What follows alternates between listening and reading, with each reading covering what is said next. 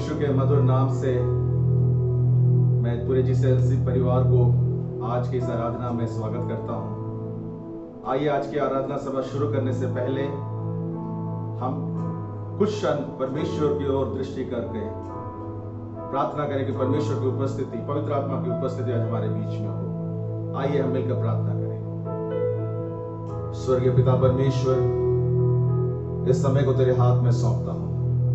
प्रार्थना करता हूं प्रभु जी, जब हम ऑनलाइन सर्विस के द्वारा इस प्रकार तेरी उपस्थिति में आए हैं प्रभु जी, तेरा वचन है जहां 2 या 3 तेरे नाम के निमित्त एकत्रित है, तू वहां पर होता है। आज हमारी उम्मीद है प्रभु जी, हमारी आशा है कि तू आज हमारे बीच में है। स्वर को खोलकर प्रभु जी पवित्र आत्मा को उंडेल हमारे बीच में, एक बड़ा काम हमारे बीच में होने पाए। सारी बातों को तेरे हाथ में सौंपते हुए यीशु मसीह के नाम से मांगते हैं, आमीन।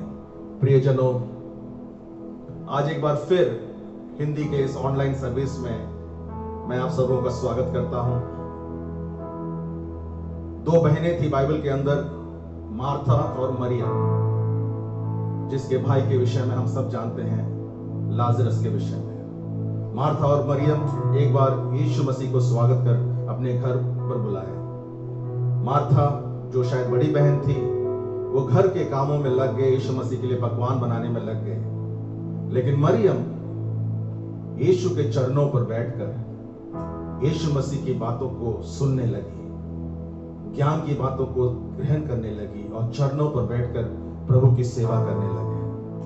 और जब मार्था ने शिकायत किया मरियम के बारे में, तो यीशु ने कहा, हे मार्था, तू और बातों के लिए क्यों घबराती है, क्यों चिंता करती है? मरियम ने और उत्तम बातों को चुना है। आज मैं आपसे कहना चाहता हूं कि यीशु के चरणों पर बैठना एक बड़ी उत्तम बात है। आइए हम सब मिलकर, जहां जहां अपने घरों पर हैं, मिलकर यीशु के चरणों पर आए और चरणों पर आकर उनसे कुछ पाने की कोशिश करें। आप मेरे संग कुछ गीतों को हम गाएंगे यीशु के चरणों पर जाकर। आइए मेरे संग गाएं। चरणों में तेरे हम आते हैं, सारा दर्द तुझको देते हैं। चरणों में तेरे हम आते हैं, सारा दर्द तुझको देते हैं। शीश हम झुकाते हैं,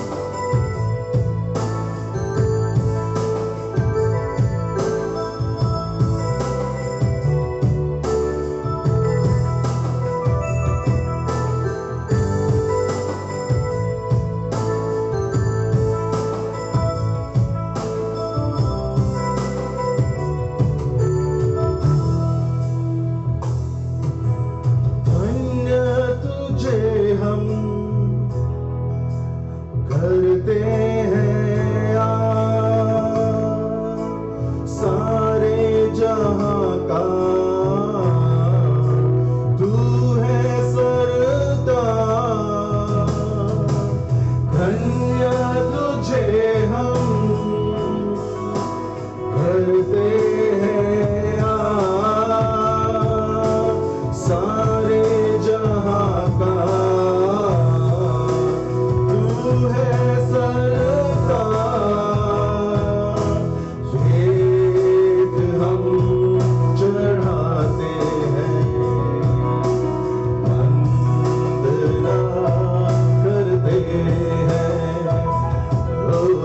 भेंट हम चढ़ाते हैं, वंदना करते हैं। हालेलुया, हालेलुया,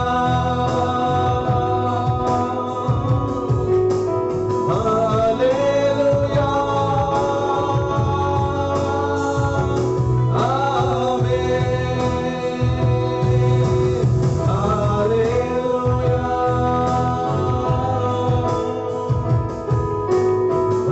हालेलुया,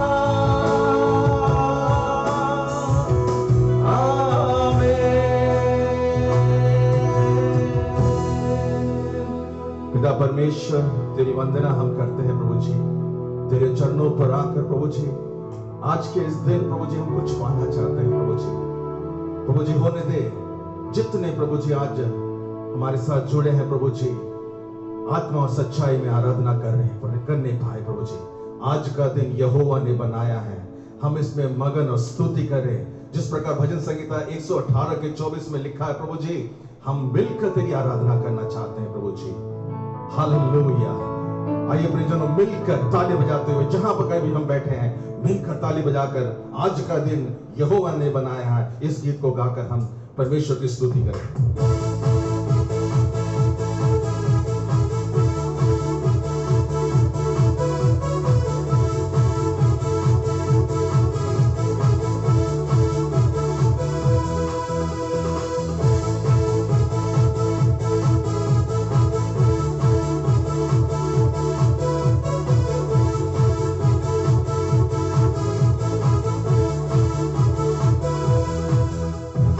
आज का ये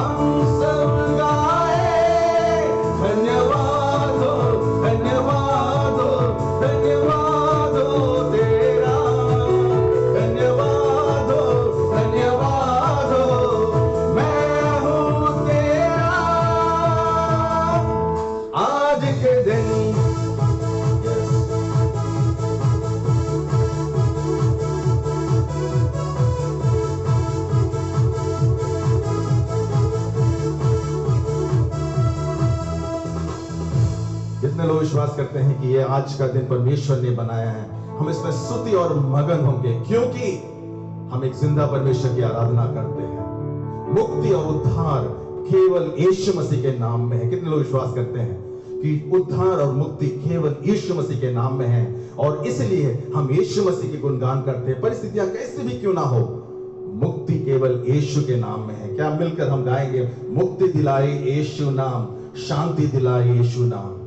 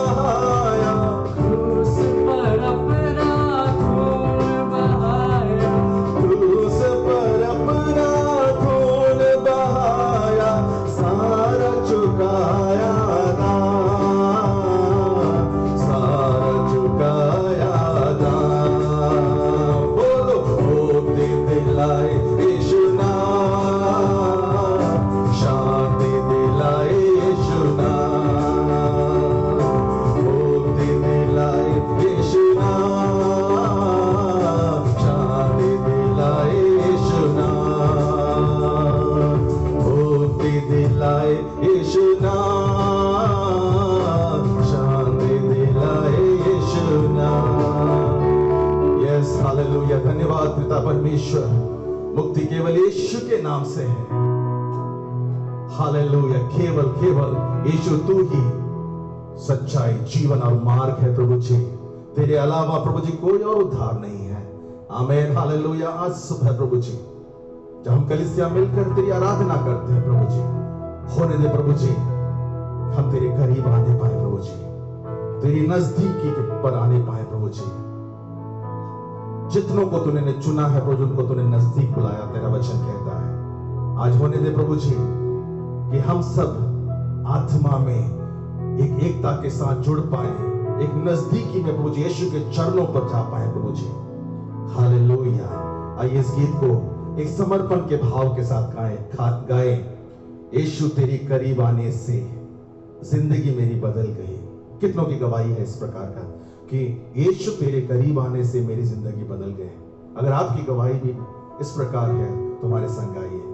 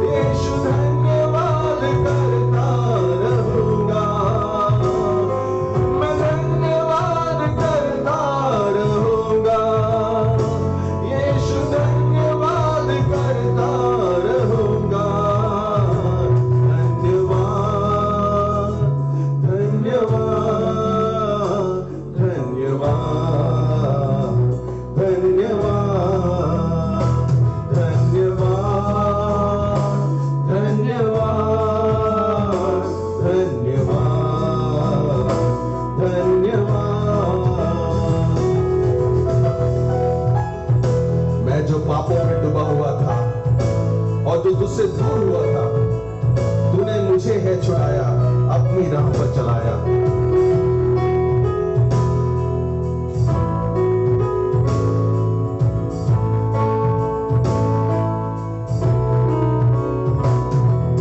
मैं जो पापों में डूबा हुआ था और जो तुझसे दूर हुआ था, मैं जो पापों में डूबा हुआ था और जो तुझसे दूर हुआ था, तूने मुझे है छुड़ाया, अपनी राह पर चलाया। तूने मुझे है छुड़ाया, अपनी राह पर चलाया। मैं धन्यवाद करता रहूंगा, यीशु धन्यवाद करता रहूंगा। मैं धन्यवाद करता रहूंगा, यीशु धन्यवाद करता रहूंगा। धन्यवाद, धन्यवाद, धन्यवाद, धन्यवाद, धन्यवाद, धन्यवाद, धन्यवाद।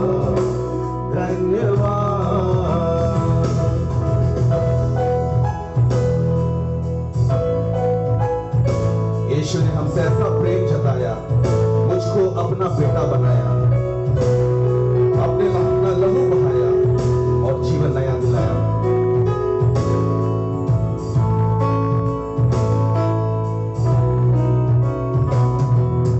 यीशु ने ऐसा प्रेम जताया, मुझको अपना बेटा बनाया। यीशु ने ऐसा बेटा बनाया, मुझको अपना बेटा बनाया, अपना लहू बहाया,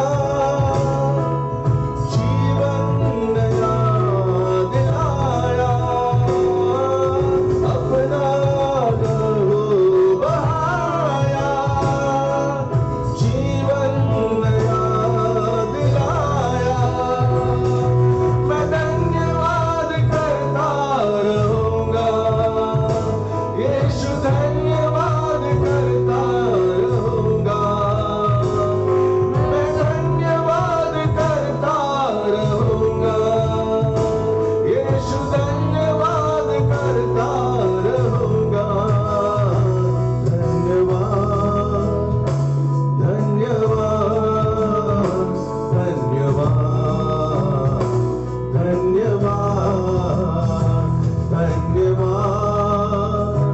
धन्यवाद धन्यवाद धन्यवाद। धन्यवाद करता हूं पिता परमेश्वर, आज की आराधना को तेरे हाथ में सौंपता हूं प्रभु जी। होने दे प्रभु जी, आज हम एक जगह तो एकत्रित नहीं हो रहे हैं, लेकिन तेरा वचन है प्रभु जी, जहां 2 या 3 मेरे नाम के निमित्त एकत्रित होते हैं, तेरी उपस्थिति वहां पर है प्रभु जी। आज तूने स्वर्ग को खोला है, अपनी आशीषों को तेरे जनों के ऊपर उंडेला है प्रभु जी। शैतान का की कोई भी यंत्र परमेश्वर के जनों के खिलाफ सफल नहीं होने पाए। तू अपने पास आकर हमें बुलाया, अपने करीब बुलाया है। धन्यवाद करता हूं प्रभु जी।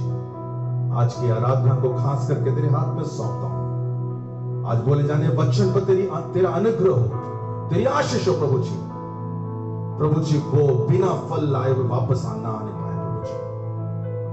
आगे की आराधना को तेरे सामर्थ्य हाथ में सौंपता हूं। सारी आदर और महिमा जो तुझे देते हुए ये विनती प्रभु यीशु मसीह के नाम से मांगते हैं, आमीन। नमस्कार जीसीएलसी परिवार, मैं धन्यवाद करता हूँ इस सुंदर समय के लिए जो प्रभु ने मुझे दिया कि हम साथ मिलकर उसके नाम की महिमा करते हैं, उसके नाम को पुकारते हैं और प्रार्थनाएं खुदावंद उस सच्चे परमेश्वर से करते हैं। आइए मिलकर उस सच्चे परमेश्वर से प्रार्थना करते हैं। स्वर्ग में विराजमान मेरे परमेश्वर, मेरे प्रभु, होने दे खुदावंद परमेश्वर, जैसी इच्छाएं मेरे प्रभु आपकी स्वर्ग में पूरी होती हैं, वैसे ही इस पृथ्वी पर भी पूरी होने पाए परमपिता परमेश्वर। सर्वप्रथम प्रार्थना करते हैं परमपिता इस कोरोना वायरस के लिए खुदावंद, कि यह वायरस जल्द से जल्द खत्म होने पाए, इस वायरस से पीड़ित हर एक व्यक्ति चंगाई पाए परमपिता परमेश्वर। लॉर्ड जीसस मेरे प्रभु, प्रार्थना करते हैं सभी उन कर्मचारियों के लिए परमपिता परमेश्वर जो इस वायरस से लड़ते हैं, सभी डॉक्टर्स के लिए, नर्सेज के लिए, हॉस्पिटल स्टाफ के लिए प्रार्थना करते हैं। खुदावंद आप उन्हें सुरक्षित रखना मेरे प्रभु जी, आप उन्हें सुरक्षित रखना यीशु राजा, मदद करना परमपिता परमेश्वर। मेरे प्रभु जी प्रार्थना करते हैं हम अपनी चर्च के लिए परमपिता परमेश्वर, मेरे प्रभु जी, हर एक खुदावंद परमेश्वर, हर एक व्यक्ति को आप छूने, हर एक व्यक्ति को खुदावंद परमेश्वर, मेरे प्रभु जी, आपकी पवित्र आत्मा हर एक उस दिल को छुए परमपिता परमेश्वर जो आपके नाम को पुकारती है। मदद करना यीशु राजा, मदद करना परमपिता परमेश्वर। लॉर्ड जीसस मेरे प्रभु, इस माध्यम के लिए भी, इस ऑनलाइन माध्यम के लिए भी खुदावंद हम आपका धन्यवाद करते हैं और प्रार्थना करते हैं मेरे प्रभु जी की इस सर्विसेज के द्वारा, इस सेवाओं के द्वारा प्रभु जी आपके नाम की महिमा होती है परमपिता परमेश्वर। लोग आज इस लॉकडाउन के द्वारा अलग अलग हैं, फिर भी खुदावंद परमेश्वर मेरे प्रभु जी हम एकजुट हैं परमपिता परमेश्वर। होने दे प्रभु जी कि आपके पवित्र नाम की महिमा होती है परमपिता परमेश्वर। मेरे प्रभु जी, सारी आदर महिमा सम्मान खुदावंद परमेश्वर मैं आपको देता हूं परमपिता परमेश्वर, और ये विनती यीशु मसीह के नाम से मांगते हैं, आमेन।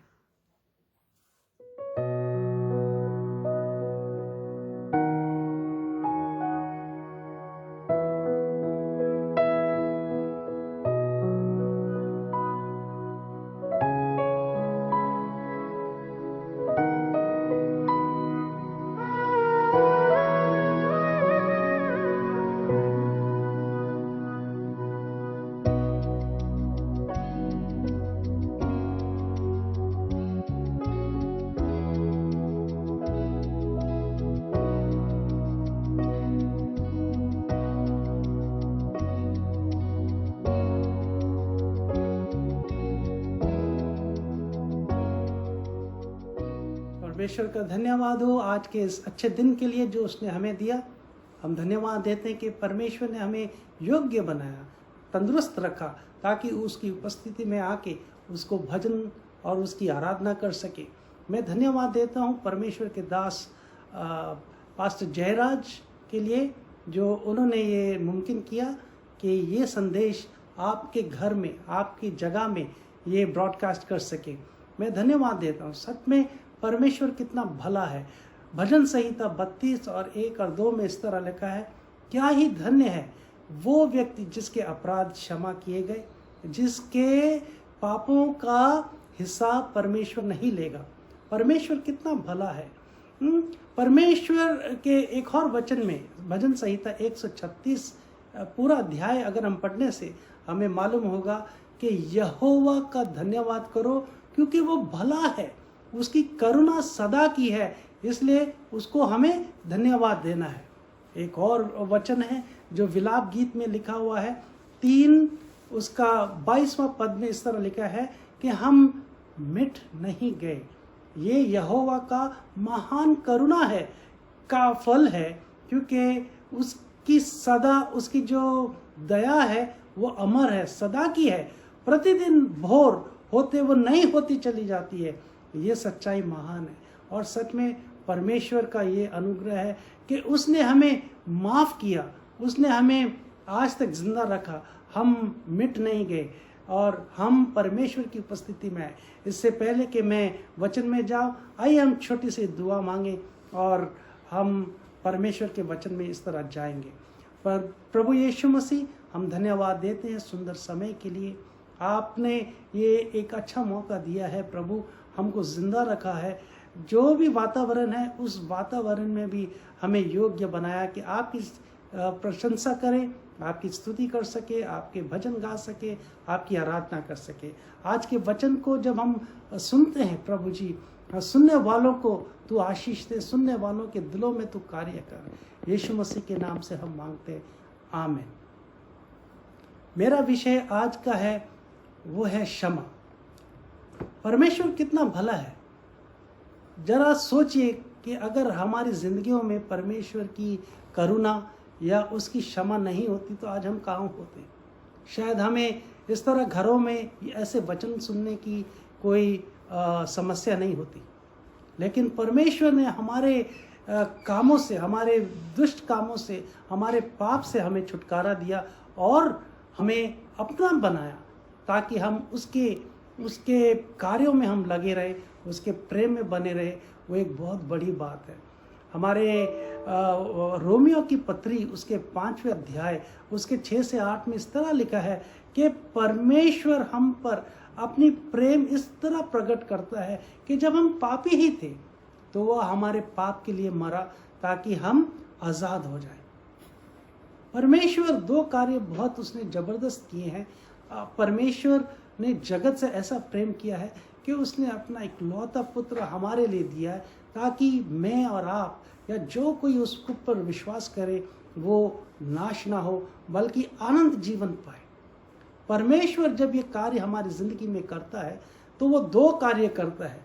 एक है वो हमारा नाता परमेश्वर से जोड़ता है और दूसरा हमारे जो भाई दाएं बाएं, हमारे बाकी जो समाज में लोग रहते हैं उनके साथ जोड़ता है। क्षमा का जो विषय है एक बहुत ही महत्वपूर्ण है, बहुत विशाल है, लेकिन मैं थोड़े समय में कुछ बातें आपके सामने रखूंगा जो हमारे रोज़मर्रा की ज़िंदगी में वो आती हैं और हमें किस तरह हमारी ज़िंदगियों को और भी हमें परमेश्वर के वचन में हम पक्का कर सकते हैं। और हम ये देख सकते हैं कि कई बार हमारे व्यवहार से, कई बार हमारे घरों में, कई बार हमारे बच्चों, हम देख सकते हैं कि कई बार हम हमारे परिवार के सदस्यों से, कई बार हमारे माता पिताओं से, और यहाँ तक कि हम खुद को भी हम कई बार माफ़ नहीं करते। कई चीज़ें हैं, इसमें हमारी आदत हो सकती है, हमारे स्वभाव हो सकते हैं, हमारे जो रिएक्शन हम करते हैं रोज़ की ज़िंदगी में, उसकी वजह से भी हम एक दूसरे को ठेस पहुंचाते हैं, चोट पहुंचाते हैं, और किस प्रकार हमें एक दूसरे को माफ़ करते हुए आगे बढ़ना है। मत्ती रचित सुसमाचार में उसके 5वें अध्याय उसके 24वें पद में इस तरह लिखा है, यीशु मसीह एक बहुत ही साधारण चीज़ बता रहा है जो हमें हमारे ज़िंदगी में काम आ सकती है।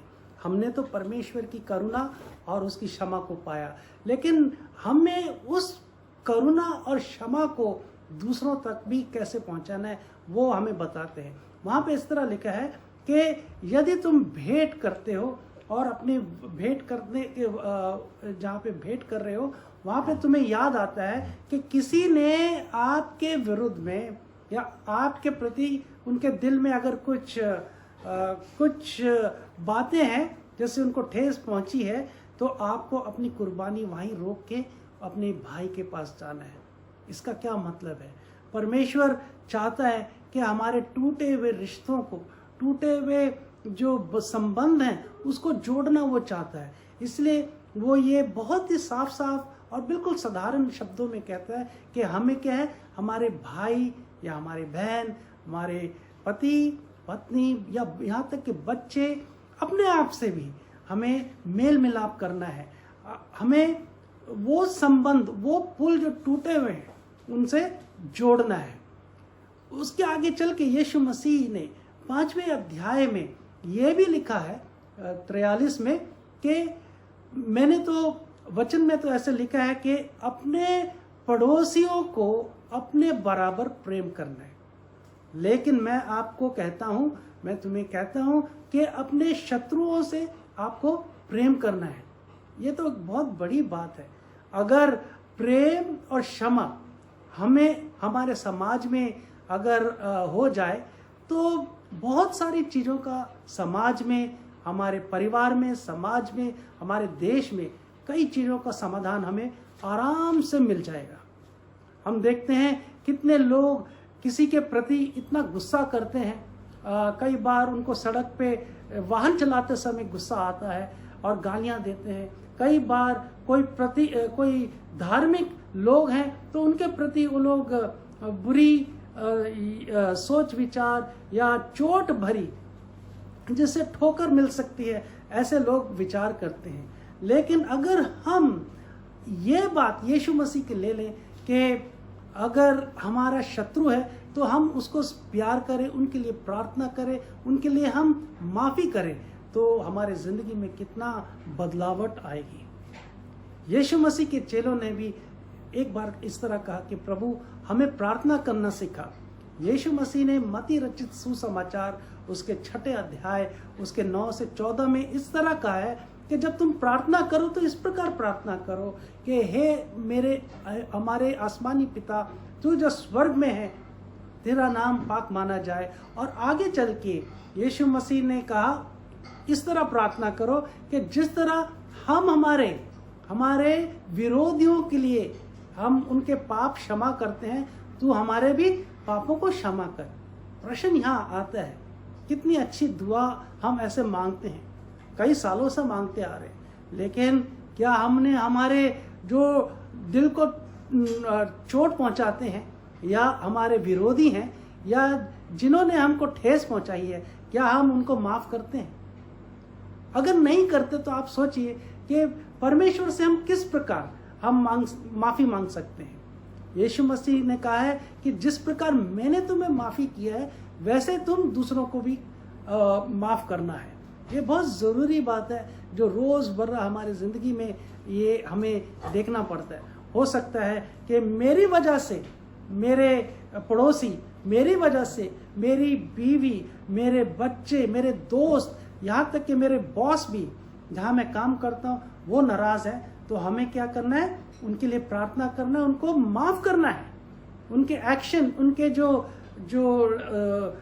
एक्शन है उसको हमें माफ़ करना है, ताकि परमेश्वर हमें भी माफ़ करेगा। जब हमें ज़रूरत है, जब हम गलती करते तो वो भी हमें माफ़ करेगा। ऐसा कोई व्यक्ति नहीं कि जो गलती ना करता हो। हम रोज़ अगर देखे जाए हमारी ज़िंदगी में हम कितनी गलतियां करते हैं, और हम बार बार परमेश्वर के पास आते हैं, क्योंकि वही है जो हमारे पाप को या हमारी गलतियों को सुधार सकता है। आगे चल के हम देखते हैं मत्ती रचित सुसमाचार उसके 18वें अध्याय 21 से 35 में इस तरह लिखा है कि पतरस प्रभु यीशु मसीह से कहता है कि प्रभु, मुझे मेरे भाई को कितनी बार माफ करना है? बहुत ज़रूरी बात है। पतरस ने यीशु मसीह से कहा कि मुझे प्रभु आप बताइए, मेरे भाई को मुझे कितनी बार माफ करना है? 1 बार, 2 बार, कितनी बार? लेकिन यीशु मसीह ने कहा 70 गुना 7। इसका अर्थ यह है कि जब 70 गुना 7 तक आप माफ करते चले जाएंगे तो हमारी जिंदगी में एक इस तरह का लाइफस्टाइल होगा कि हमें दूसरों को माफ करने का। हम दूसरों को माफ करेंगे।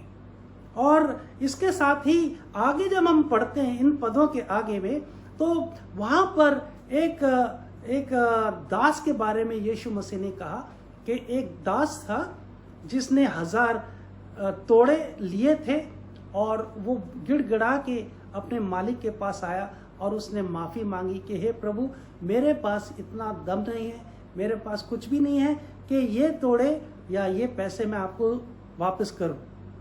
और जब वो गिड़गिड़ाया तो जो उसका मालिक था उसने बहुत ही तरस आया और तरस खा के उसने माफ़ किया।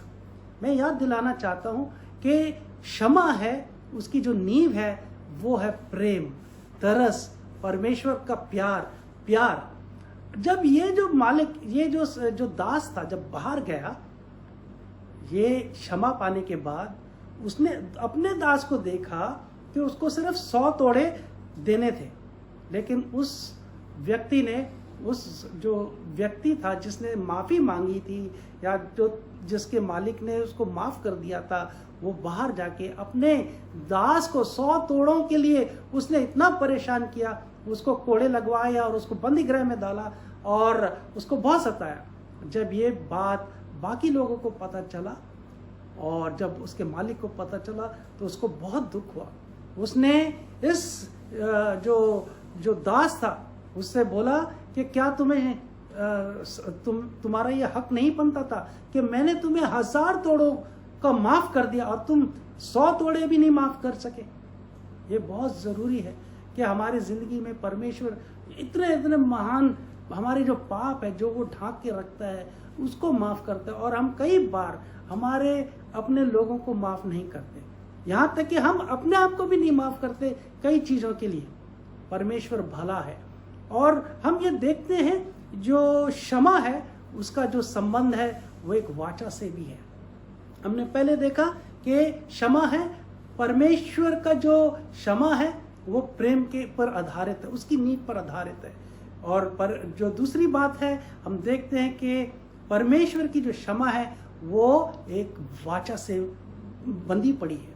हम देखते हैं पुराने नियम में दाऊद के विषय में, दाऊद को याद था कि जो उसका जो ससुर है, जो राजा साउल था, वो उसके पीछे जान की बाजी लगा के हाथ धो के उसके पीछे पड़ा हुआ था, लेकिन दाऊद ने कभी भी उसका विरोध नहीं किया।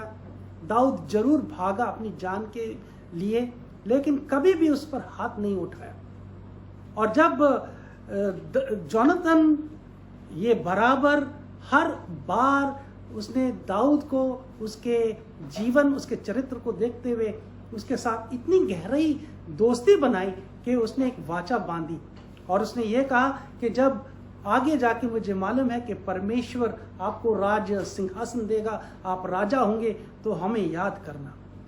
दाऊद और जोनाथन के बीच में जो वाचा बंधी थी वो इतनी अच्छी बंधी थी कि उसको कोई तोड़ नहीं सका। यहाँ तक कि जब राजा सॉल और जोनाथन की मृत्यु हो गई, वो पहाड़ गिलबोआ के ऊपर लड़ते समय दाऊद राजा ने आखिरकार उसने जोनाथन के जो बेटा था मेफीबोशेत, जिसके विषय में हम जानते हैं कि वो अपने पैरों से महरूम था, उसको अपने गले लगाया, उसको अपने राज्य में बुलाया, उसको अपने मेज पर उसको खाना खिलाया। जब ये पुराने नियम में इतना जबरदस्त उदाहरण हम देख सकते हैं, तो दोस्ती का, एक वाचा का, तो प्रभु यीशु मसीह ने भी हमारे साथ जो वाचा बांधी है वो खून का रिश्ता है। उसने अपना खून देकर हमें अपनी वाचा में बांध के रखा है, और वो नहीं चाहता कि हम नाश हो। वो हम कितनी भी गलतियां करते हैं, हम कितनी भी इधर उधर चले जाते हैं, लेकिन वो अपने खून के या अपना खून की वाचा से हमें बांध के रखता है। परमेश्वर का और भी हम देख सकते हैं कि जब हमें परमेश्वर की क्षमा मिलती है, जब परमेश्वर का प्यार हमारे जिंदगी में है, जब परमेश्वर की वाचा हमारे साथ है, तो हमारी जो प्रार्थना करने का जो जीवन है वो भी बहुत गहराई से आगे बढ़ता है। हम देखते हैं अब्राहम को, जो बाइबल में बहुत कुछ अब्राहम के बारे में कहा गया है, और हम उसकी प्रार्थना देख सकते हैं कि किस तरह उसने हिम्मत की कि प्रभु परमेश्वर को सोदम और गमोरा के लिए प्रार्थना उसने की। क्यों? उसका वहाँ पर उसका भतीजा वहाँ पे रह रहा था, लूत, और लूत को बचाने के लिए उसने परमेश्वर से किस प्रकार प्रार्थना की कि उसके लोग बच जाएं। यहाँ तक कि हम देख सकते हैं मूसा को भी पुराने नियम में कि किस प्रकार जब इसराइलियों ने पाप किया, किस प्रकार मूसा परमेश्वर के पैरों के सामने गिड़गिड़ाया और कहा कि हे प्रभु, मेरे लोगों ने पाप किया है, मेरे लोगों को माफ कर। अगर ये लोगों को आप माफ नहीं करेंगे, अपना क्रोध इन लोगों के ऊपर डालेंगे, तो आप ऐसे कीजिए, मेरे को भी नाश होने दो, मेरा भी नाम आपकी जो वो पुस्तक है, जीवन की पुस्तक है, उसमें से निकाल दो। ऐसे ऐसे लोग थे जिनके अंदर अपने लोगों के प्रति इतना गहरा संबंध था कि उनको वो बचाना चाहते थे हर एक परिस्थिति में। यहाँ तक कि जब गलतियां हो जाती थी, वो चाहते थे कि अपने लोगों को बचाए। हम देखते हैं यही नमूना सुलेमान जो राजा था, उसने इस प्रकार प्रार्थना की। जब उसने परमेश्वर के लिए मंदिर बनाया, उसने ये प्रार्थना की कि हे प्रभु, हम जानते हैं कि हमारे माँ बाप, हमारे पूर्वज लोगों ने इतना गुनाह किया, इतना पाप किया, आपके नियम को नहीं पालन किया, और वो आपके नियम से दूर हो गए और वो बंधुए में पड़ गए। लेकिन जब भी कभी आप हमारे लोगों की आवाज सुने और उन पे दया करें, उनको माफ करें, और आपके कान और आंख इस जगह में, इस यरूशलेम के इस मंदिर में हमेशा होता रहे। कितनी बड़ी प्रार्थना उसने की। एजरा के विषय में हम देखते हैं, नेहमाया के विषय में हम देखते हैं कि जब उसने 52 दिन में वो अपने यरूशलेम की जो राख में मिल गए थे, ईंट से ईंट, कैसे 52 दिन में उसने बनाया, और उसने ये प्रार्थना की, हे प्रभु, मेरे लोगों ने गुनाह किया है, मेरे लोगों ने गुनाह किया, हमें माफ कर और अपनी करुणा कर। परमेश्वर हमेशा करुणा में है और वो दया से भरा हुआ है। जिस तरह हमने विलाप गीत 3:22 में पढ़ा, हम मिट नहीं गए, वो यहोवा है जो महान, अपनी करुणा में बहुत बड़ा है, क्योंकि उसकी करुणा हमेशा सदा की है।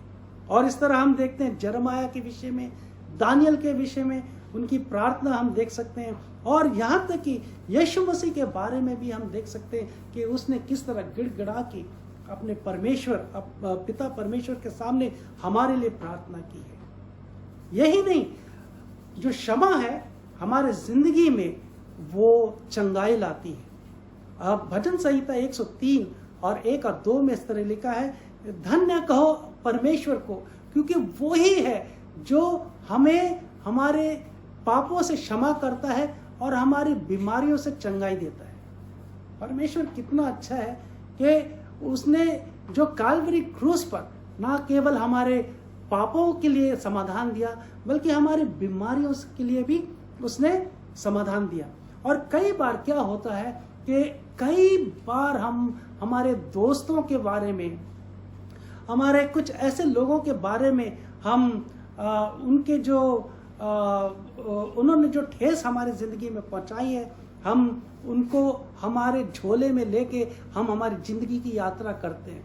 कई सालों तक हम उनको याद करते हैं, हम उनको माफ़ भी नहीं करते और याद बहुत करते हैं। उनकी ये जो कड़वाहट और जो उन्होंने ठेस पहुंचाया हमारी ज़िंदगी को, हम पूरी उम्र उनको याद करते हैं। उसकी वजह से कई लोग बीमार हो जाते हैं, कई लोगों को आर्थराइटिस हो जाता है, कई लोगों को ब्लड हाई ब्लड प्रेशर होता है, कई लोगों को कैंसर हो जाता है, कई लोगों को तो एक दूसरे की शक्ल देखने के ऊपर इतना गुस्सा आ जाता है। तो परमेश्वर हम इन चीज़ों से हमें छुटकारा देता है। परमेश्वर बहुत ही भला है और उसकी करुणा हमेशा सदा के लिए है। और एक और मैं बताना चाहूँगा उदाहरण, एक बहन थी कोरी टेन बूम, जिसको नाजियों ने यहूदियों को यूरोप में सेकेंड वर्ल्ड वॉर में, दूसरे महायुद्ध में पकड़कर उन्होंने कंसंट्रेट कैंप में डाला था और बहुत ही सताया था। कैरी टेन बूम अपनी बहन के साथ वहाँ बंदी गृह में थी। वहाँ पर उसके जेलर ने इस बहन की सामने, आंखों के सामने उसको बलात्कार किया और बाद में कुछ पता नहीं चला कि वो व्यक्ति कहाँ था। जब कोरी टेन बूम आज़ाद हुई, अपने जेल से उनको छुट्टी मिली, तो वो कई सालों के बाद यूरोप में एक ऐसे सामाजिक झुंड में वो गई जहाँ पे वो प्रचार कर रही थी और वहाँ पर कई लोगों ने मीटिंग के बाद में आके उससे सराहाया और सराहने के बाद एक भाई बीच में आया और उसने कहा, मैं आपसे मिलना चाहता हूँ। और उसने हाथ पकड़ते हुए कहा कि मैं वही व्यक्ति हूँ जिसने आपकी आंखों के सामने आपकी बहन का बलात्कार किया। बहन बहुत पीछे हट गई थोड़ा सा और लेकिन ये कहा कि भाई मैं तुझे माफ़ करती हूँ आपके उस कार्य के लिए, प्रभु आपको प्यार करता है। वो भाई बचा, उसने यीशु मसीह को स्वीकार कर लिया था तब, और उसने कहा कि मैं बहुत ढूंढा आपको, लेकिन माफ़ी मांगने के लिए, लेकिन आप मिले नहीं। इसी तरह हम ग्रैहम स्टेन के बारे में भी देखते हैं। ग्रैहम स्टेन अपने ऑस्ट्रेलियन मिशनरी थे जो हिंदुस्तान में आए। उड़ीसा में उन्होंने कोड़ियों के बीच कार्य किया और 2000 में उसके 2 मासूम बच्चों के साथ उनको जिंदा जीप में जला दिया। जब मीडिया वहां पर आई तो आप हैरान होंगे, देश पूरा हैरान था, दुनिया हैरान थी कि उन्होंने क्या बोला कि जिस परमेश्वर की हम उपासना करते हैं उसने हमें माफ़ी की है, और जिस व्यक्ति ने ये ऐसे घिनौना काम किया है, हमारे पति और मेरे पिता को जिन्होंने जला दिया है, मेरे 2 भाइयों को जला दिया है, मैं उनको माफ़ी देती हूँ। ये माफ़ी सिर्फ वो ही दे सकते हैं जिन्होंने माफ़ी परमेश्वर से पाई हुई।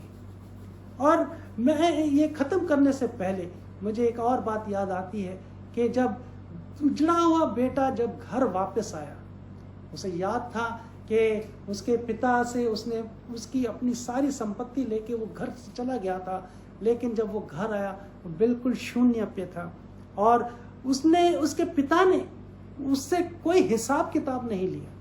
परमेश्वर एक कहानी बताते हुए, एक पापी की दुर्दशा बताते हुए ये कहते हैं, आज भी मौका है, अगर आपने अपनी जिंदगी परमेश्वर को नहीं दी आज तक, या आपने आज तक अपने भाइयों को माफ नहीं किया, भाई बहन को तो दूर की बात, आपने अपने आप को नहीं माफ किया, आपने अपने आप को नहीं माफ किया, अपने परिवार के लोगों को माफ नहीं किया, अपने माता पिता को माफ नहीं किया, या हो सकता है कि दूसरे आपके वजह से उन्होंने ठोकर खाई, लेकिन आपने कोई प्रयास नहीं किया कि वो टूटे हुए संबंधों को जोड़ने के लिए, टूटे हुए जो धागे थे उनको लेने के लिए।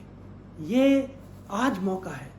आज आप ये वचन सुनते हुए अगर परमेश्वर आपके दिल में कार्य करता है और आपको महसूस होता हो कि ये मेरे ज़िंदगी में है, तो मैं आपसे विनती करूँगा, आप अपनी आंखें बंद करते हुए प्रार्थना करें और परमेश्वर आपको आशीष देगा। आइए हम प्रार्थना करें दिलों का टंटोले। प्रभु यीशु मसीह, मैं धन्यवाद देता हूँ इस सुंदर वचन के लिए। प्रभु, हम प्रार्थना करते हैं, प्रभु हमारे दिल में कार्य कर। हम सब गलती करते हैं, हम सबों ने गलती किया, लेकिन आपने अपना प्रेम इस तरह बताया कि जब हम पापी ही थे तब आप हमारे लिए मरे। प्रभु, हम आपके पास फिर भी आते हैं।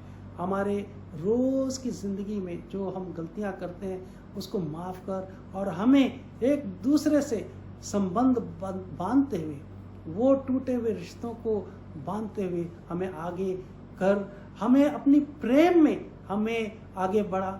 हमें याद है कि आपका ये जो संबंध है क्षमा का, वो खून का रिश्ता है, खून का वाचा है। प्रभु, हम धन्यवाद देते हैं कि आपने हमारी प्रार्थनाओं को और मजबूत किया है और मतलब और मीनिंगफुल बनाया है। प्रभु, हम धन्यवाद देते हैं इस सुंदर समय के लिए।